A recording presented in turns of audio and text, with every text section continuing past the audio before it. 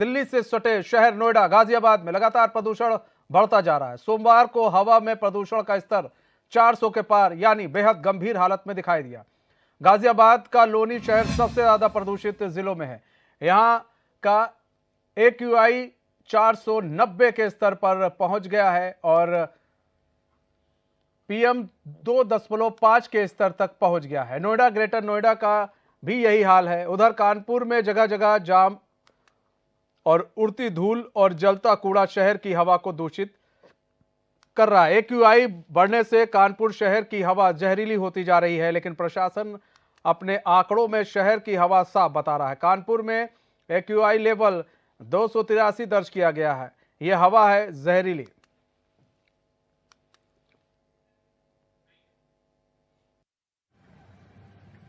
अगर बात की जाए तो एक इंडस्ट्रियल एरिया है और उसके बाद अगर बात करें तो देश भर में या प्रदेश भर में लगातार जो है वो वायु प्रदूषण को लेकर लगातार सरकार रोकथाम कर रही है। पर अगर बात करें तो कानपुर में अगर जो लगातार जो अगर रविवार की बात करें या सोमवार की बात करें और आज की लगातार जो है वो IQ लेवल जो है लगातार बढ़ते जा रहा है, जिससे कानपुर वासियों को जो है सांस लेने में काफ़ी दिक्कत का सामना करना पड़ रहा है।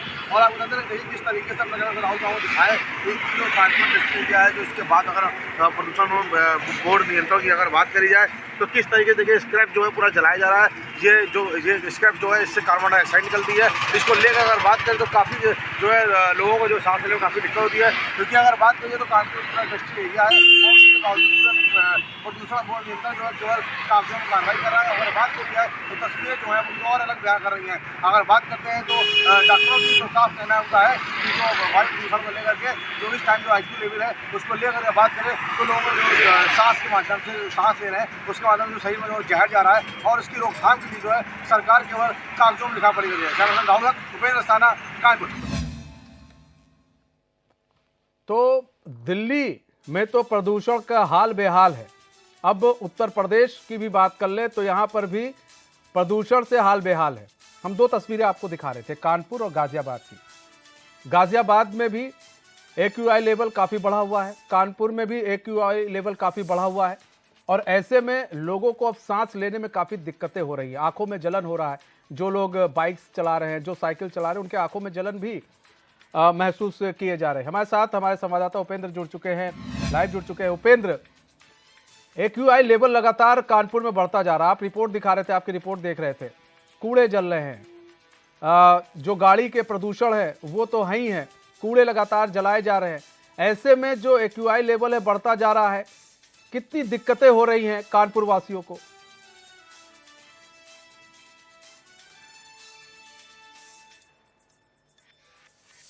बात की है तो जो फिल्में चल रही है उनको लेकर कहीं ना कहीं हाई कोर्ट की रूलिंग भी थी और जो नगर निगम बनी लापरवाही सामने से आ रही है, क्योंकि जगह जगह में कूड़े जो जलाए जा रहे हैं, क्योंकि इस पर रोक होने के बावजूद भी जो कूड़े हैं पूरे जल रहे हैं। आप साफ वीडियो के माध्यम से देख रहे हैं। और उसके बाद अगर IQ लेवल की बात करी जाए तो लगातार जो संडे हो चाहे मंडे हो, आज जो लगातार जो है वो लेवल बढ़ता जा रहा है, क्योंकि लोगों को खासा दिक्कत आ रही है, क्योंकि सांस लेने में ज्यादा दिक्कत हो रही है लोगों को, कानपुर वासियों को। जी मनीष।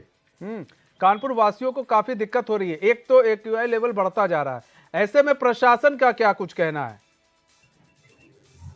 जी मैंने बात करें कि प्रदूषण नियंत्रण बोर्ड केवल अगर बात की जाए तो केवल नाम करेगा, क्योंकि अगर बात करी जाए तो अगर क्योंकि कानपुर में जो चाहे पेयजल की बात करी जाए चाहे हवा की बात की जाए, क्योंकि आम जनमानस के लिए हवा और पानी जो है वो बहुत महत्वपूर्ण है। अगर पेयजल की बात करी जाए तो कानपुर के जो गंगा नदी निकल रही है उस पर लगभग अगर बात करी जाए तो लिखा पड़ेगा 14 नाले जो सीवर लाइन है वो लगातार इस पर गिर रहे हैं, क्योंकि अब पेयजल भी सही साफ सुरक्षित नहीं रहा है और हवा भी सुरक्षित नहीं रही है। क्योंकि अगर इसकी बात करें मनीष तो हमारे साथ डॉक्टर अमरजीत सिंह छावड़ा जी है, वो बताइए किस डॉक्टर साहब अगर क्या कहते हैं कि अगर जिस तरह से प्रदूषण नियंत्रण चल रहा है बढ़ रहा है तो उसको लेकर के आम जनमानस क्या सेफ्टी करे?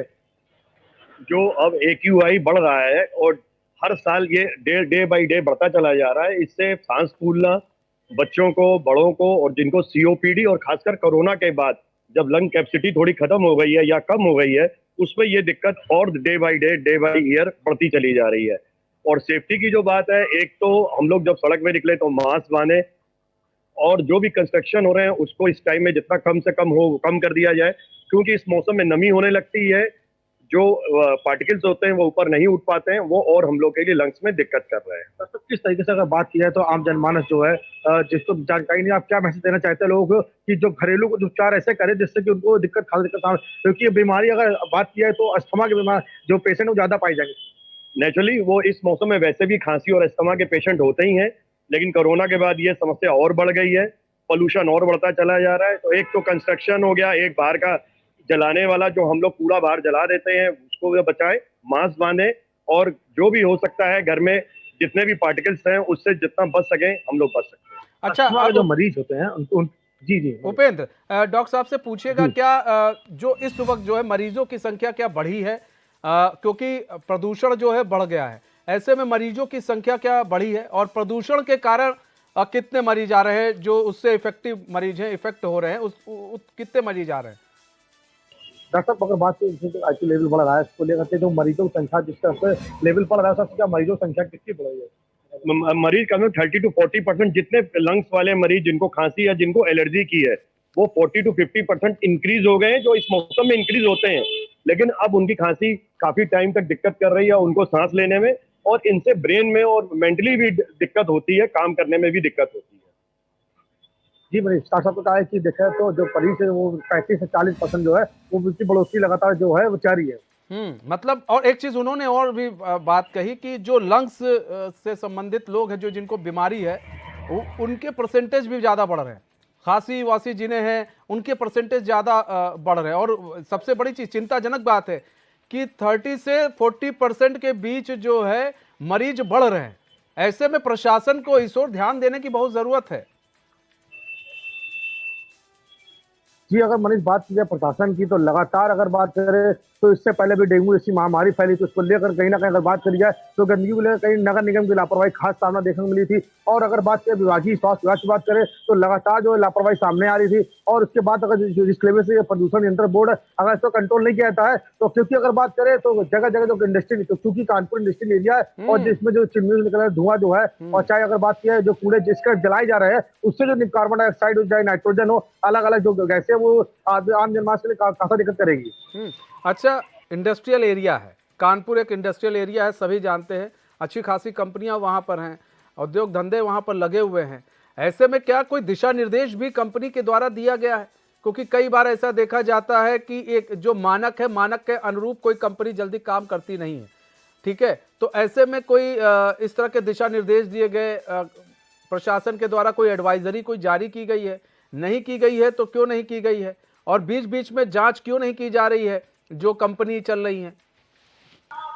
जी मैंने आपका कहना बिल्कुल सही है। अगर बात की जाए तो प्रदूषण बोर्ड नियंत्रण जो है वो लगातार नोटिस जो है कंपनी जो फैक्ट्री इलाकों को जो है जारी कर चुका है। पर अगर बात की जाए कहीं ना कहीं जो है इस बोर्ड के जो कर्मचारी उनकी लापरवाही सामने आ रही है। क्योंकि अगर बात करें तो जिस तरीके से आप वीडियो के माध्यम से आप देख रहे हैं कूड़ा जलाया जा रहा है, क्योंकि अगर इसकी बात अगर प्रदूषण बोर्ड नियंत्रण के साथ साथ जो है कानपुर नगर निगम की लापरवाही भी सामने आ रही है। क्योंकि अगर बात करें तो जब कूड़ा जल रहा है उसको हाईकोर्ट की रूलिंग थी कि कूड़े को जलाया नहीं जाएगा, क्योंकि जिस तरीके से अगर बात करिए तो प्रदूषण जो नियंत्रण हो रहा है वायु में उस पर दिक्कत का सामना आ रहा है।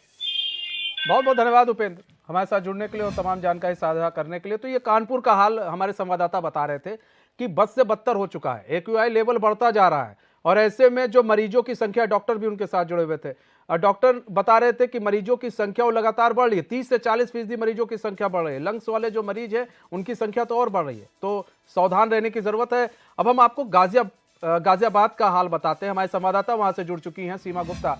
सीमा, गाजियाबाद के क्या हालात है? एक्यूआई लेवल की बात करें तो कितना बढ़ा हुआ है?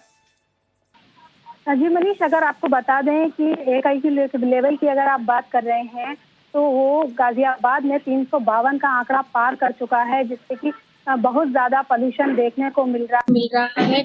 यहाँ जो लोगों में सांस लेने की जो है तकलीफ ज्यादा बढ़ती जा रही है। डॉक्टरों ने खास हिदायत दी है कि जिन लोगों को बहुत जरूरी काम हो वही सिर्फ बाहर निकले, क्योंकि जिस तरह का ये प्रदूषण है वो कहीं ना कहीं जानलेवा है। तो बच्चे और बुजुर्ग लोग जो हैं वो अनावश्यक कार्य के लिए बाहर ना निकले। सीमा, गाजियाबाद जो है वो दिल्ली से सटा हुआ है कहीं ना कहीं, वो दिल्ली का एक्यूआई लेवल इस वक्त काफी हाई है। आप बता रही हैं कि 300 पार कर चुका है गाजियाबाद का, 400 पार कर चुका है दिल्ली का। ऐसे में एडवाइजरी कोई प्रशासन ने जारी किया है? स्कूल बंद कर दिए गए हैं या स्कूल खुले हैं? स्कूल कॉलेज के क्या हाल है? जी मनीष, दिल्ली में सभी स्कूल पोल्यूशन के चलते बंद कर दिए गए हैं। जो भी पहली क्लास से 8वीं क्लास तक बच्चे हैं, उन सभी छुट्टी कर दी गई है ताकि उनको पोल्यूशन से बचाया जा सके, घर में रख के उनका स्वास्थ्य का ध्यान दिया जा सके। दिल्ली के ये गाइडलाइन जारी करी गई थी कि कोई भी स्कूल ना खोला जाए। जबकि वहीं अगर बात करें गाजियाबाद की, तो गाजियाबाद में सभी स्कूल खुले हुए हैं और गाजियाबाद में कोई भी एडवाइजरी जारी नहीं की गई है कि जिससे कि पोल्यूशन से बचा जा सके। ऐसा क्यों? आखिर पोल्यूशन इतने फैला हुआ है, तो ऐसे में बच्चों की सेफ्टी भी तो ज़रूरी है। क्योंकि अभी हम कानपुर के एक डॉक्टर से बात कर रहे थे, तो उनका कहना था कि लंग्स की ज़्यादा प्रॉब्लम हो रही है, मरीज बढ़ रहे हैं, और जब मरीज बढ़ रहे हैं यानी कि दिक्कत है। बच्चों को तो इन सब चीज़ों से दूर ही रखना चाहिए। जी मनीष, गाजियाबाद में भी जो आईक्यू लेवल बहुत ज्यादा बढ़ा हुआ है, पोल्यूशन हर जगह देखने को मिल रहा है। प्रशासन अपनी तरफ से छोटी मोटी छिड़काव करा के पोल्यूशन से बचाव करने की कोशिश कर रहा है, लेकिन अभी तक कोई भी एडवाइजरी इस तरह की जारी नहीं की गई है कि स्कूलों की छुट्टी की जाए या बच्चों को सुरक्षित रखने के लिए कोई व्यवस्था की जाए, या प्रशासन पूरी तरह से लगा हो कि पोल्यूशन से बचा जाए। इस तरह की कोई भी एडवाइजरी प्रशासन की तरफ से नहीं दी जा रही है। जबकि वहीं डॉक्टरों का कहना है कि जिस तरह का ये पोल्यूशन है वो बहुत ही जानलेवा है। बच्चों और बुजुर्गों को इससे बचना चाहिए, मास्क का प्रयोग करना चाहिए, ज्यादा से ज्यादा पानी पीना चाहिए। लेकिन कहीं ना कहीं गाजियाबाद प्रशासन जो है वो इससे तब अनभिज्ञ होता नजर आ रहा है, या जानिए कि जानबूझकर आंखें बंद किए बैठा है। अच्छा, यहाँ पर देखिए प्रशासन आंख मूंदे बैठा हुआ है। आप कह रही हैं छिड़काव हो जा रहा है, किस तरह का छिड़काव हो रहा है? दूसरी चीज ये, प्रशासन की अपनी तैयारी क्या है? भाई एक्यूआई लेवल बढ़ता जा रहा है, उसको लेकर प्रशासन की अपनी भी तो कोई तैयारी होगी कि किस तरह से कंट्रोल किया जाए।